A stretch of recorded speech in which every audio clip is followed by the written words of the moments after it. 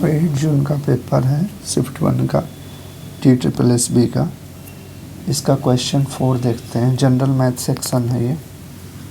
सीमा और दर्शन की आय का अनुपात 9:8 है। वे क्रमशः 18,000 और 9,000 की बचत करते हैं। यदि उनके व्यय का अनुपात 5:6 है तो सीमा और दर्शन का कुल व्यय ज्ञात कीजिए। व्यय माने एक्सपेंडिचर पूछा जा रहा है, कितना होगा टोटल एक्सपेंडिचर, और एक्सपेंडिचर का ही ये रेशियो है 5:6। तो यदि एक्सपेंडिचर को हम मान लें कि 5x, सीमा 5x एक्सपेंड कर रही है और दर्शन 6x, तो टोटल एक्सपेंडिचर कितना हो जाएगा 11x। 11x की वैल्यू पूछी जा रही है बेसिकली आपसे। इनकी सेविंग्स की वैल्यू दी है 18,000 और 9,000। तो एक्सपेंडिचर मान लो कि 5x और 6x है, और खर्च में आप एक्सपेंडिचर में आप सेविंग्स वो ऐड कर दो, तो एक्सपेंडिचर और सेविंग मिल के क्या हो जाता है, इनकम हो जाता है। तो ये ऊपर वाला इनकम आ गया सीमा का। ऐसे ही दर्शन का क्या है कि दर्शन का 6x वो है एक्सपेंडिचर है ना, खर्च है, और 9,000 उसने सेविंग करा है। टोटल मिला दोगे खर्च और सेविंग तो ये आ जाएगा इनकम। अब इनकम का रेशियो, इनका रेशियो निकाल लेते हैं। रेशियो क्वेश्चन में बोला जा रहा है 9:8। तो ये जो रिजल्ट दिया गया था, जो डाटा दिया गया था, वहाँ से मैंने ये क्वेश्चन बना लिया। अब आपसे पूछा जा रहा है कि एक्सपेंडिचर टोटल कितना आएगा। 11x की वैल्यू पूछी जा रही।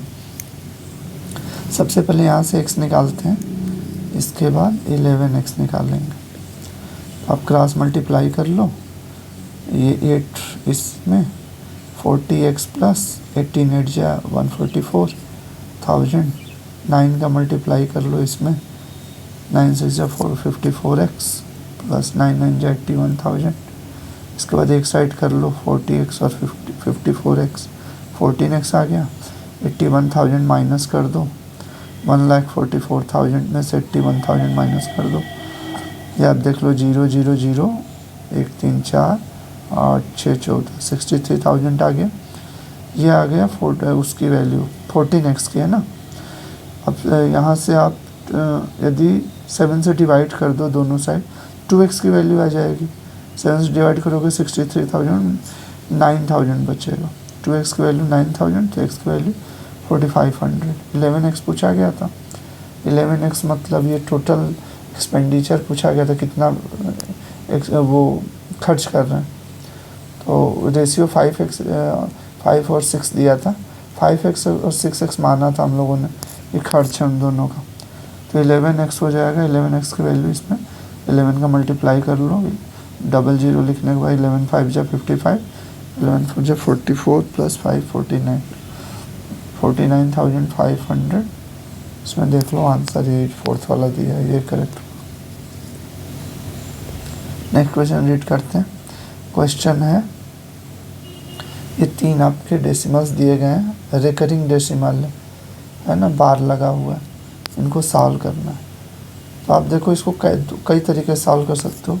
सपोज करो लास्ट का ये दोनों सॉल्व करते हो, तीनों में नोटिस करो 0.327 0.327 0.327, तीनों में 7 बार का मतलब जानती हो, 7 7 कई बार।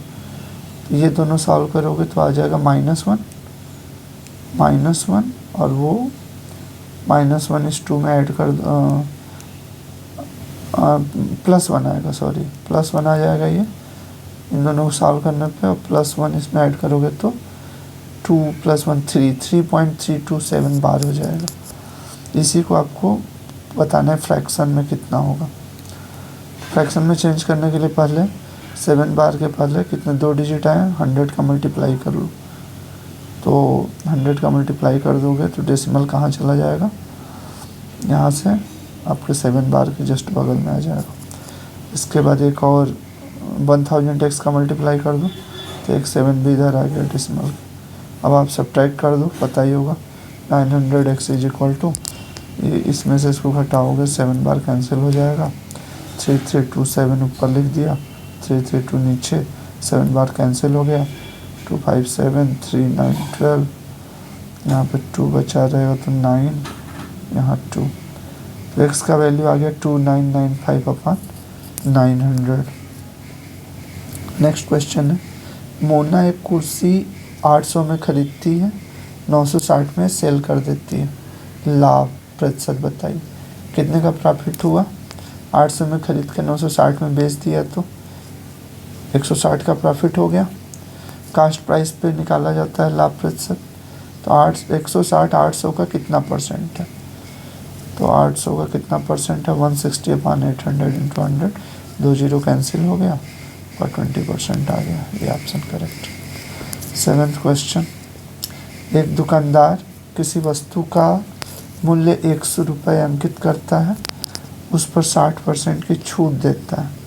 वह छूट वाले मूल्य पर 25% वैट लगाने के बाद उसे 459 में बेचता है। एक्स का मान ज्ञात कीजिए। इसको अब हम लोग नेक्स्ट वाले में डिस्कस करेंगे।